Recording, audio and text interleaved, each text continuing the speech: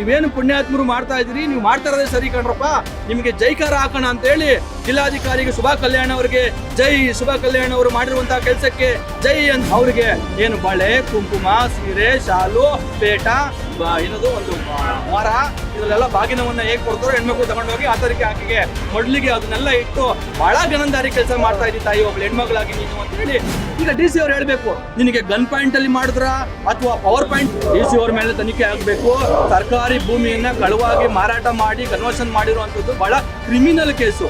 ಅವ್ರ ಮೇಲೆ ಕ್ರಿಮಿನಲ್ ಕೇಸನ್ನ ದಾಖಲೆ ಮಾಡಿ ಅವರನ್ನ ಜೈಲಿಗಟ್ಟುವಂತಹ ಕೆಲಸ ಆಗ್ಬೇಕು.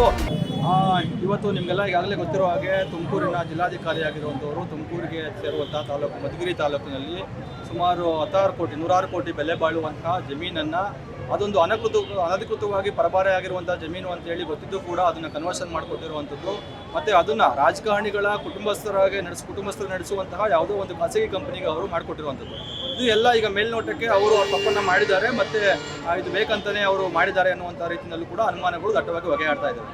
ಇಂತಹ ಸಂದರ್ಭದಲ್ಲಿ ಜಿಲ್ಲಾಧಿಕಾರಿ ಅವರನ್ನು ಅದೇ ಸ್ಥಾನದಲ್ಲಿ ಮುಂದುವರಿಸುವಂಥದ್ದು ಎಷ್ಟು ನ್ಯಾಯ, ಎಷ್ಟು ಉಚಿತ ಅನ್ನುವಂಥದ್ದನ್ನು ಪ್ರಶ್ನೆ ಮಾಡ್ತಾ, ಈ ಸಂದರ್ಭದಲ್ಲಿ ಈ ರೀತಿಯಾಗಿ ತಾನು ತಪ್ಪು ಮಾಡಿದಾಗಲೂ ಕೂಡ ತನ್ನ ತಪ್ಪಿನ ಅರಿವು ಅವರಿಗೆ ಆಗದಲ್ಲೇ ಆ ಸ್ಥಾನವನ್ನು ಬಿಟ್ಟುಕೊಡ್ತಾರೆ. ಅದೇ ಸ್ಥಾನದಲ್ಲಿ ಮುಂದುವರಿತಾ ಇರುವಂತಹ ಏನು ತುಮಕೂರು ಜಿಲ್ಲಾಧಿಕಾರಿ ಶುಭಾ ಕಲ್ಯಾಣ್ ಅವರಿದ್ದಾರೆ, ಅವರಿಗೆ ಸನ್ಮಾನ ಮಾಡುವಂತಹ, ನೋಡಿ ನೀವು ಬಹಳ ಒಳ್ಳೆ ಕೆಲಸ ಮಾಡಿದ್ದೀರಿ.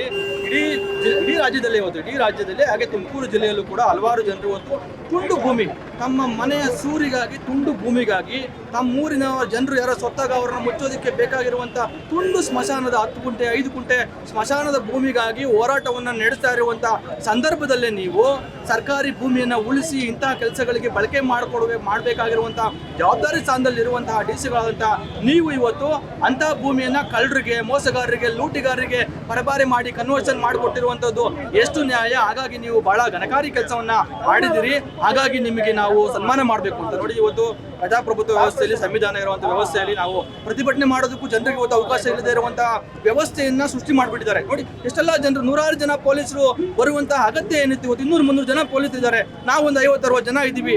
ಯಾಕೆ ಈ ತರ ರಕ್ಷಣೆ, ಯಾಕೆ ಈ ತರ ಭಯಪಡಿಸುವಂತಹ ವ್ಯವಸ್ಥೆಯನ್ನು ಅವರು ನಿರ್ಮಾಣ ಮಾಡ್ತಾ ಇದ್ದಾರೆ? ಹಾಗಾಗಿ ನಾವು ಪ್ರತಿಭಟನೆ ಮಾಡುವಂತಹದನ್ನೇ ಕೈಬಿಟ್ಟು ನೀವೇನು ಪುಣ್ಯಾತ್ಮರು ಮಾಡ್ತಾ ಇದ್ದೀರಿ, ನೀವು ಮಾಡ್ತಾ ಇರೋದೇ ಸರಿ ಕಣ್ರಪ್ಪ.